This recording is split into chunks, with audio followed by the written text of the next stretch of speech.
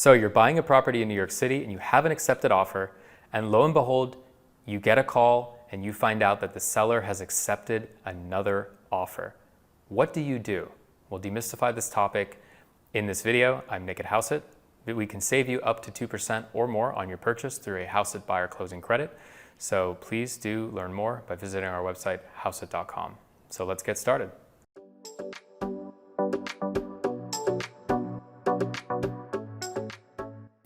So maybe you're a first-time home buyer, maybe you're an experienced buyer, and you're looking to buy a property in New York City. You have an accepted offer, congratulations. You're ready to sign the contract, and all of a sudden you are informed of some very negative news, and that is the seller has accepted another offer out of the blue.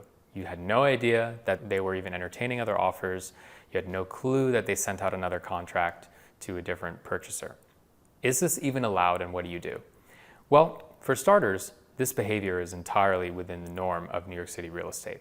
And the reason is that offers, accepted offers, are not legally binding, generally speaking, in New York City and New York as a whole. What this means is until you have signed, the seller has countersigned, and the seller has received your deposit, neither party is bound to move forward with the deal contractually. And this is why we always tell buyers that we work with that they need to sign the contract as quickly as possible. Because if you don't, you're opening yourself up to the risk of another buyer coming around and potentially eating your lunch. So this behavior, just to conclude, is completely permitted. There, of course, are ways you can mitigate the risk of this happening, primarily surrounding the fact that you should be quick in getting the contract signed. We have another video where we talk about tips for how you can make sure that you meet an expedient timeline for signing that contract. But let's say that, whatever, you did everything you could, and nevertheless, another offer has come into the fold, and they've basically said that they've accepted that other offer. So what do you do? Well, for starters, you probably want to set expectations and acknowledge the fact that you've probably lost the deal. So you never want to put all your eggs in one basket. If you're looking to buy, you should ideally have a very fluid search process, potentially other properties that you're really interested in.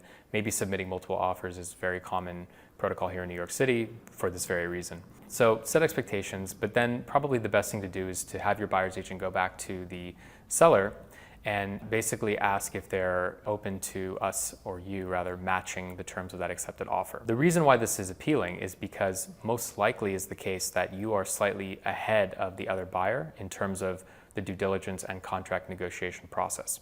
So even if the other offer is, say $10,000 higher, if you can raise your offer by $10,000 to match the other person and you can sign it faster, that is very beneficial to the seller. So they wouldn't necessarily have any reason to decline that sort of request. So definitely want to relay that request immediately without any delay.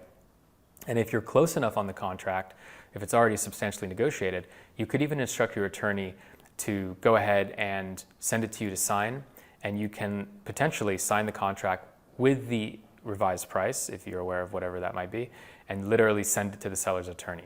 That way it's super actionable. The seller is looking at a signed contract and they're looking at a deposit that's arriving imminently for the same price as that other offer that they accepted.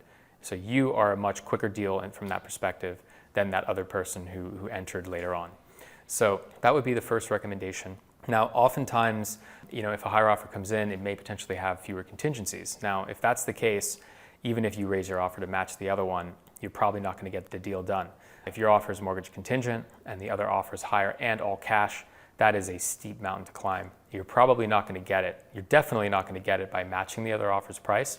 So you would have to significantly raise your offer and perhaps even narrow down the scope of your mortgage contingency. One way to do that is by removing a low appraisal as a trigger for that contingency, or by putting in an appraisal threshold above which it wouldn't trigger the mortgage contingency language. So basically, if you're up against a higher all-cash offer, you need to come in considerably stronger. Your offer needs to be well clear of that other offer. And in addition, you may want to consider removing, ideally if possible, your mortgage contingency, but at a minimum, perhaps scaling it down so that the entire package looks very compelling to the seller. And similar to the advice we gave previously, have your lawyer put all of this together into a contract, literally sign the contract, send it over, and the seller is much more likely to just sign it if you just put it in front of them versus if you just, are asking questions about maybe what you can do or whatever. It just gives more time for the other party to get ahead of you. So we hope you found this video to be helpful. And of course, you can save money through our house buyer closing credit service. If you're buying in New York City, we can save you perhaps tens of thousands of dollars on your purchase through our buyer agent commission rebate program. Great way to reduce or perhaps fully eliminate your closing costs. So please do check out our website, houseit.com, and don't forget to like and subscribe if you enjoy this content. I'm Nick at Houseit, and we'll see you on the next one.